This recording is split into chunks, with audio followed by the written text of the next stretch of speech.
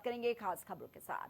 उत्तर प्रदेश के उप मुख्यमंत्री केशव प्रसाद मौर्य ने नई दिल्ली में प्रधानमंत्री नरेंद्र मोदी और केंद्रीय गृह मंत्री अमित शाह से शिष्टाचार भेंट की है। इस दौरान उत्तर प्रदेश में चल रहे विकास कार्यों, जन कल्याणकारी योजनाओं और भविष्य की विकास योजनाओं को लेकर विस्तार से चर्चा हुई।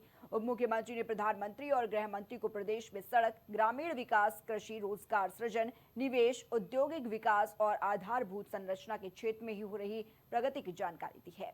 उन्होंने बताया है कि केंद्र और प्रदेश सरकार के समन्वित प्रयासों से उत्तर प्रदेश तेजी से विकास के नए आयाम स्थापित कर रहा है। बैठक के दौरान प्रधानमंत्री नरेंद्र मोदी ने प्रदेश में चल रहे विकास कार्यों की प्रगति पर संतोष व्यक्त करते हुए जन कल्याणकारी योजनाओं का लाभ अंतिम व्यक्ति तक पहुंचाने पर जोर दिया।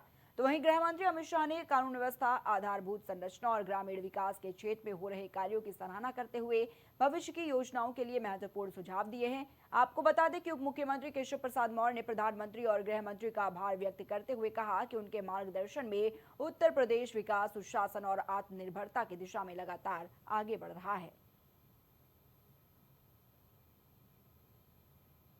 यूपी के मुख्यमंत्री योगी आदित्यनाथ ने केंद्र सरकार के 12 साल पूरे होने के अवसर पर आयोजित होने वाले जन भागीदारी कार्यक्रमों और आगामी सिपाही भर्ती परीक्षा की तैयारियों की उच्च स्तरीय समीक्षा की है।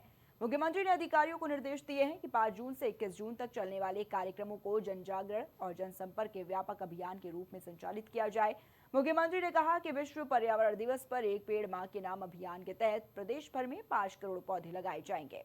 इसके साथ ही मंत्रीगण जिलों में रात्रि प्रवास करेंगे, चौपाल लगाएंगे, पदयात्राएं निकालेंगे और जनसंवाद के माध्यम से लोगों की समस्याएं भी सुनेंगे। उन्होंने पर्यावरण संरक्षण, स्वच्छता और जन कल्याणकारी योजनाओं को जन आंदोलन का स्वरूप देने पर जोर दिया। बैठक में आगामी आरक्षी नागरिक पुलिस भर्ती परीक्षा की तैयारियों की भी समीक्षा की गई, जो कि 8, 9 और 10 जून को होने वाली इस परीक्षा में लगभग 29 लाख अभ्यर्थियों के शामिल होने की संभावना है।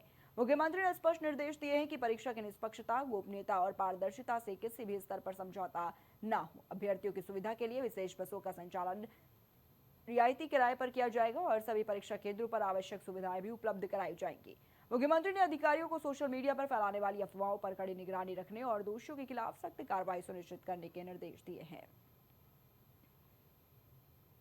केंद्र में प्रधानमंत्री नरेंद्र मोदी के नेतृत्व में सरकार के 12 साल पूरे होने के मौके पर गोरखपुर में स्वच्छता और पर्यावरण संरक्षण अभियान चलाया गया।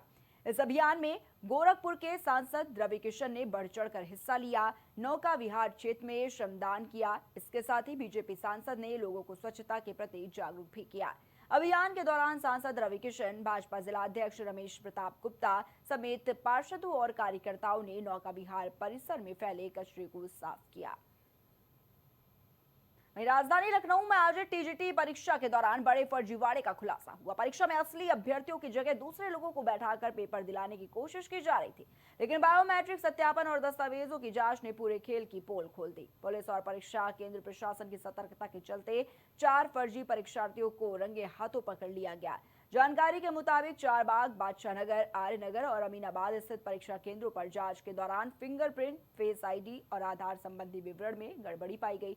बायोमेट्रिक मिलान नहीं होने पर संदिग्ध अभ्यर्थियों से पूछताछ की गई, जिसके बाद यह स्पष्ट हो गया है कि वो वास्तविक उम्मीदवार नहीं हैं और उनकी जगह परीक्षा देने पहुंचे थे। पकड़े गए आरोपियों में जौनपुर, आजमगढ़, प्रयागराज और अंबेडकर नगर के निवासी शामिल हैं। परीक्षा केंद्र प्रशासन ने तत्काल सभी आरोपियों को पुलिस के हवाले कर दिया। मामले में हुसैनगंज, महानगर नाका, हिंडोला और अमीनाबाद थानों में मुकदमे दर्ज किए गए। फिलहाल पुलिस कमिश्नरेट लखनऊ ने जांच तेज कर दी है। आरोपियों के खिलाफ BNS की कई के तहत कार्रवाई की जा रही है और साथ ही इस पूरे नेटवर्क से जुड़े दूसरे लोगों की भी तलाश की जा रही है।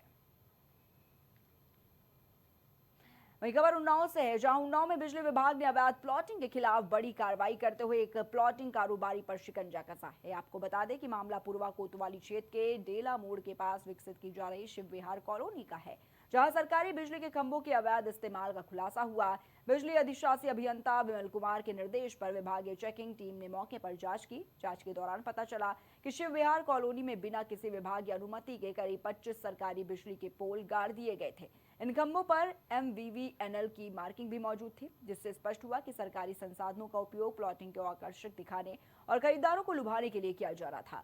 बिजली विभाग ने मामले को गंभीरता से लेते हुए प्लॉटिंग कराने वाले गौरव यादव के खिलाफ बिजली अधिनियम की धारा के तहत FIR दर्ज कराई है। विभाग का कहना है कि सरकारी संपत्ति के दुरुपयोग को किसी भी कीमत पर बर्दाश्त नहीं किया जाएगा। फिलहाल पुलिस और विभागीय अधिकारी मामले की जांच में जुटे हुए हैं।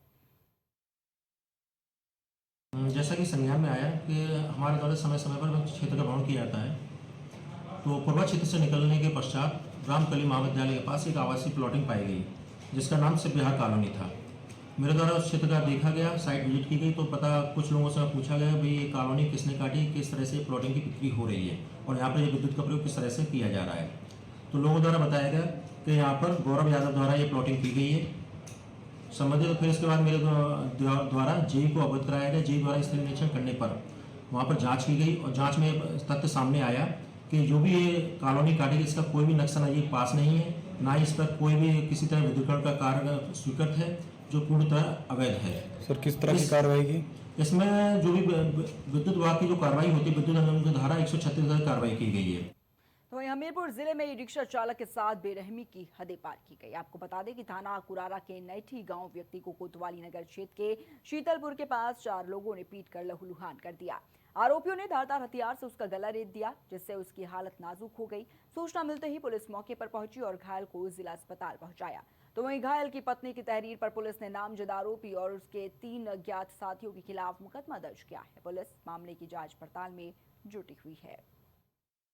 सवार से सूचना प्राप्त हुई कि राम जीवन निवासी नैठी थाना कुरारा को शीतलपुर के पास थाना कोतवाली नगर क्षेत्र में ई रिक्शा में सवार 4 व्यक्तियों द्वारा मारपीट कर घायल कर दिया गया है, जिससे उसके गले में चोट से रक्तस्राव हो रहा है। इस सूचना पर थाना कोतवाली नगर पुलिस के द्वारा उन्हें जिला अस्पताल में भिजवाया गया, जहां प्राथमिक उपचार के बाद उन्हें कानपुर रेफर कर दिया गया है। प्राप्त तहरीर के आधार पर थाना कोतवाली नगर में एक नामजद तथा 3 अज्ञात व्यक्तियों के विरुद्ध सुसंगत धाराओं में अभियोग पंजीकृत कर दिया गया है।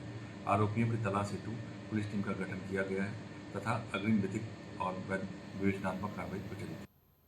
हमीरपुर से एक दर्दनाक घटना सामने आई है, जहां बाइक से जा रही महिला झपकी लगने से सड़क पर गिर गई और उसकी मौत हो गई। जानकारी के मुताबिक महिला अपने बेटे संग किसी काम से गई थी और घर वापस होते समय सुमेरपुर थाना क्षेत्र के टिकरौली क्षेत्र में बाइक पर उसको झपकी आ गई और जल्दी बाइक से वो अचानक गिर गई, जिससे मौके पर ही उसकी मौत हो गई। तो वहीं इस घटना से परिजनों में कोहराम मच गया है। जालौन से एक बेहद ही संवेदनशील और हैरान कर देने वाला मामला सामने आया है, जहां एक निजी अस्पताल पर गंभीर लापरवाही और अमानवीय व्यवहार के आरोप लगे हैं। आरोप है कि अस्पताल में एक मासूम की मौत के बाद डॉक्टर और स्टाफ मौके से फरार हो गए और बच्चे का शव अस्पताल के अंदर बंद ताले में छोड़ दिया गया। बाहर परिजन अपने बच्चे के अंतिम दर्शन के लिए बिलखते नजर आए, लेकिन उन्हें अंदर जाने की अनुमति नहीं मिल सकी। आपको बता दें कि यह मामला उरई शहर के शहीद भगत सिंह चौराहे स्थित अनिका अस्पताल का बताया जा रहा है। परिजनों के मुताबिक इलाज के दौरान मासूम की मौत हो गई, जिसके बाद अस्पताल प्रशासन ने जिम्मेदारी से मुंह मोड़ लिया। आरोप है कि डॉक्टर और स्टाफ अस्पताल छोड़कर चले गए और शव को अंदर बंद कर दिया गया। घटना की जानकारी मिलते ही मौके पर लोगों की भीड़ जमा हो गई और परिजनों में भारी आक्रोश भी देखने को मिला है। परिजन अस्पताल प्रशासन पर गंभीर आरोप लगा रहे हैं और साथ ही कार्रवाई की मांग भी कर रहे हैं। फिलहाल मामले की सूचना संबंधित अधिकारियों को और साथ ही पुलिस को दे दी गई है। पूरे घटनाक्रम की जांच की जा रही है। वहीं हमीरपुर में नेशनल हाईवे पर एक बार फिर से तेज रफ्तार का कहर देखने को मिला है, जहां एक तेज रफ्तार डंपर ट्रक अनियंत्रित होकर पुल की रेलिंग तोड़ते हुए बेतवा नदी में जा गिरा।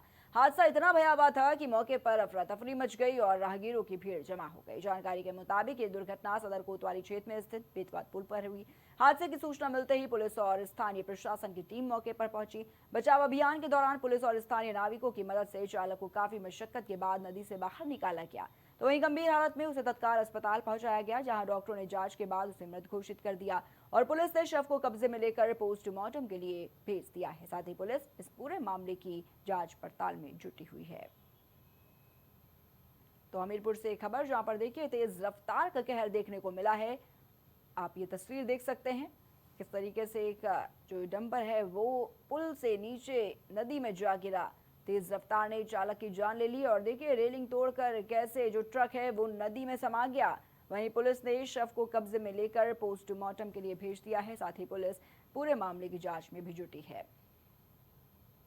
तो हमीरपुर में आज दर्दनाक हादसा हुआ। यहां बेतवा नदी में दोस्तों के साथ नहाने आए एक किशोर की डूबकर मौत हो गई, वहीं उसके दोस्तों को नाविकों ने बचा लिया। घटना की सूचना मिलते ही मौके पर पहुंची पुलिस ने रेस्क्यू अभियान चलाकर किशोर का शव बाहर निकलवाया और पंचनामा कर पोस्टमार्टम के लिए भेज दिया।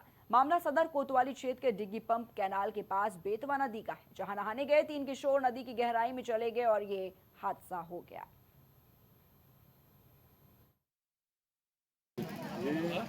नगर पालिका अंतर्गत वार्ड नंबर 8 के पास रमेड़ी डांडा क्षेत्र जो डिग्गी पंप कैनाल के पास में जो है बच्चे सुबह नहाने आए थे और नहाने के दौरान ही जो है 3 बच्चे आए थे करीब, उसमें से 2 बच्चे जो है इसी तरह बाहर निकाल लिए गए हैं, लेकिन एक बच्चा जो है काफ़ी लंबे समय तक रेस्क्यू करने के बाद में काफ़ी मशक्कत के बाद पुलिस प्रशासन भी आया यहाँ पर मौके पर, गोताखोर आए जो है उनके माध्यम से फिर वो डेड बॉडी जो है मिली है अभी। कितने समय तक रेस्क्यू चला, कैसे जानकारी हुई?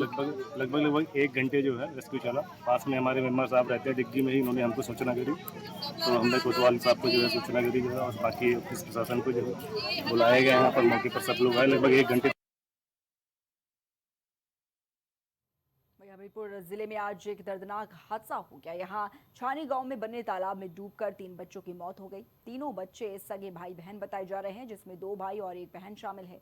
जानकारी के मुताबिक तीनों बच्चे तालाब में नहाने के लिए गए थे। इस दौरान तीनों की डूबकर मौत हो गई। वहीं इस हादसे के बाद मौके पर अफरा तफरी मच गई। सूचना पर पहुंची पुलिस ने ग्रामीणों की मदद से तीनों शव तालाब से बाहर निकलवाकर पोस्टमार्टम के लिए भेज दिया है। तो वहीं इस हादसे के बाद परिजनों का रो रो कर बुरा हाल है। ये घटना मामला बिवार थाना क्षेत्र के छानी गांव की बताई जा रही है। एक नीम का पेड़ है तो बच्चा वहाँ खेलत थे और वो ये बच्चे कूद गए जा कुछ पकड़ा धकड़त हुआ। हम बहुत दूर से वहाँ छाया हम बैठते 400 लोग बैठते, तो वहाँ से हम जहाँ देखे कि पकड़ रहे हैं बोतलें, मतलब बोतलें घुसेल ले रहे हैं, तो हमको ये खिलाने पड़ा।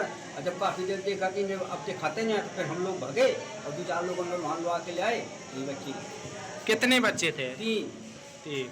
कौन सा तालाब है? ये 3 बड़ी का तालाब। इस बुलेटिन में फिलहाल इतना ही। आप देखते रहिए इंडिया।